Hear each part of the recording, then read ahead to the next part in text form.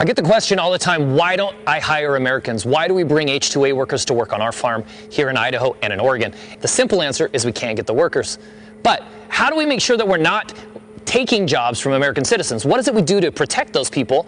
And what is the net cost to us as farmers when we're done? So first of all, we have to run radio ads. We have to put print ads. We have to let people know the jobs that we have available, because we have to make sure that the folks that we bring from Mexico aren't taking a job from American. But you know what? No American ever calls. No American ever shows up. When we bring H2A workers, it actually costs us more, probably 20 to 25% more. It's a penalty that we have to pay. He's telling the truth. American workers don't get hired in most cases because the workforce it's not there. Either they won't accept the pay, or they won't accept the work, or they can't accept the work very long, or they're just not qualified to do the work. That part's absolutely true. He's mischaracterizing certain things a little bit. Like, he talks about there's a penalty for hiring H2A workers from outside the country. It's not exactly a penalty.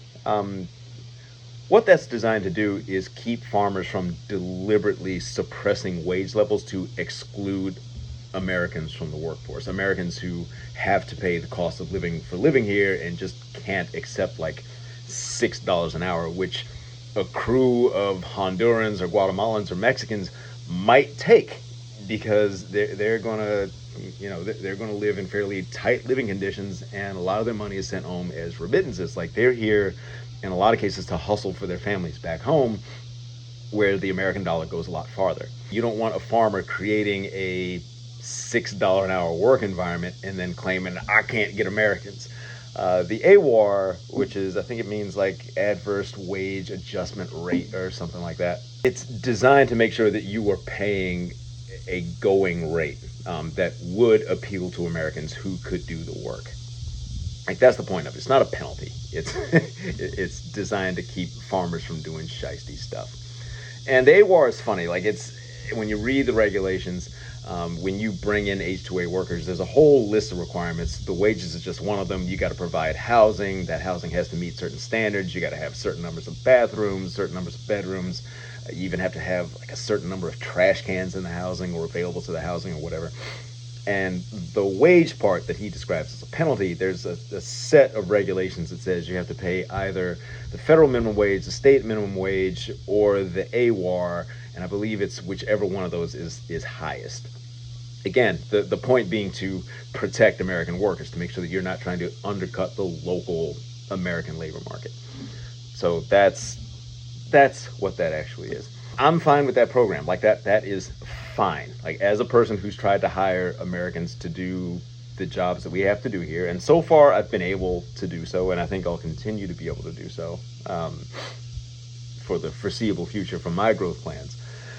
But I don't necessarily blame people who go after H2A. Like, the work has to be done, and it's hard to find the people. And people in this country and other countries need to be fed.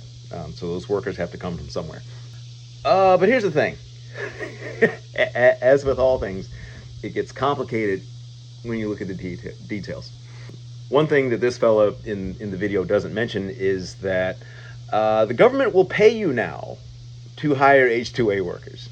He might not mention it because he may not be aware of it. When I look through the list of awardees for the government programs that pay farmers to bring in H2A workers, that farm wasn't on that list, and I couldn't find anything that looked like maybe a parent company of his farm or something like that. So he might not even participate in that program. But the USDA made, I think, $50-something million available for farms to hire H2A workers, to increase the workforce that was available to farmers. And that part's wild to me. But what this program means is that I, as a farmer, if I decide to get H2A workers, I could actually have the government pay my workforce, and then I keep all of the results of that. I keep all the profit. And it's just more of this kind of reverse Robin Hood bullshit that plagues agriculture. And this isn't the only instance of that. I know farmers who have received, six figures, $100,000, $400,000, $800,000 free money from you to pay their workforces to grow crops that they then sell, and then they keep the profits. And I could excuse that if these were, and this is one of those weird things where like I'd almost rather the money go to bigger farms because they're serving the commodity market that feeds all of us. But the recipients that I know of that received hundreds of thousands of dollars to hire their workforces at public expense are mostly selling to affluent farm-to-table, farmers market, CSA type customers. It's jacked up. It's jacked up that restaurant workers and nurses and school teachers have their tax dollars going to pay the workforces of farmers so they can grow food for rich people. Where does the crazy train stop? It doesn't stop. Like this is an endemic thing with farming, where most of the success stories that I know of have had either their balance sheets or their cash flow just padded with straight up free money from the government, not loans, not patient capital, free money that's yours forever. Like here's 300 grand for some land, buy it. Here's $400,000, hire some H2A workers. You don't have to pay it back. You don't have to demonstrate that you're like meeting some kind of affordability criteria, so that maybe at least the taxpayers who have foot in the bill for your workforce might be able to benefit from the food you're growing. It could be a good thing for the public purse to support farmers growing food for most people, but that is often not what happens. You wind up with programs like this that, again, this guy I don't think is participating in, just providing a free labor force for a for-profit private company. It's because of stuff like that. Like I get asked a lot if I've ever been afraid that I would become like more economically or even socially conservative as a result of being a business owner, and my experience has been the exact opposite. Like years and years ago, let's say 22 years ago, when I'm like 21 years old, and I'm coming out of college in a completely different time.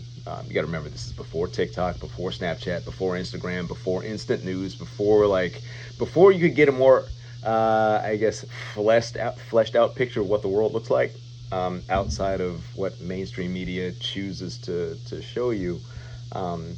Back then, I was your guy that would describe himself as like a socially liberal, fiscally conservative kind of person. It's the kind of thing you say when you don't know anything. Like that's what I did. Like it makes you sound balanced. Like you're sensible, but you're a fair and nice person. You just want to let people live, but like you want to keep an eye on the purse strings. Like you don't understand how the two of those things are related, because again, you're 20-year-old embryo. You don't know shit. And I didn't know shit when I was in my 20s. But anyway, that's where I was. Like I was much more of a centrist, I guess you could say, when I was working as an engineer, when I was in college, graduating from college, all the way up until I wound up starting a business specifically designed to get as big as I could get it, so I could actually impact the food system. Once I saw not only what large businesses can get away with, how businesses are encouraged to treat people like fungible tokens or like pieces on a board, and then specifically within agriculture, once I saw how much public money goes for the exclusive benefit of private and oftentimes wealthy business owners, that was a profoundly radicalizing experience for me. To see that up close and to even, if I wanted to, have the opportunity to like reach my hand out and grab it, that was something. The problem for me came with, okay, now I'm like looking at business ownership through a lens of radical change or social change, as opposed to just getting myself rich for the sake of being rich and not wanting to be poor or whatever, I don't know. Being introduced to leftists, and let me clarify that definition. When I say leftists, I don't mean like the mainstream definition of the left, where anybody who isn't Republican. Like, that's not, no. I'm talking about the kind of people who refer to Bernie Sanders as someone who in Europe would be a conservative. I'm talking about people who describe themselves as socialists or anarchists or even communists, or that flavor of left. People who want like really radical change. Even people who might be like super pro-union but don't necessarily describe themselves as socialists. Like, we're talking about that. When I started meeting those people, I had the same kind of experience that someone might have if they've read the New Testament of the Bible and then go to a megachurch. Like, you've got the New Testament, you got the megachurch, and you're going, are you sure you've read this? Because like you aren't living these values at all. And I had a very similar experience when I met people on the left who, there's all this talk about community and reciprocity and like being there for each other and humanizing business processes and making political change and all this stuff. But then when you meet them, again, it's like I see what you're talking about and I see what you're doing. Are you aware of like you're not touching? Why aren't we touching? So I kind of threw that away. And that's a lot of what you see here on my social media feed, and what pisses a lot of people off is like, I love what the left stands for the most part. The people who are at least pretending to want to implement this stuff, it's...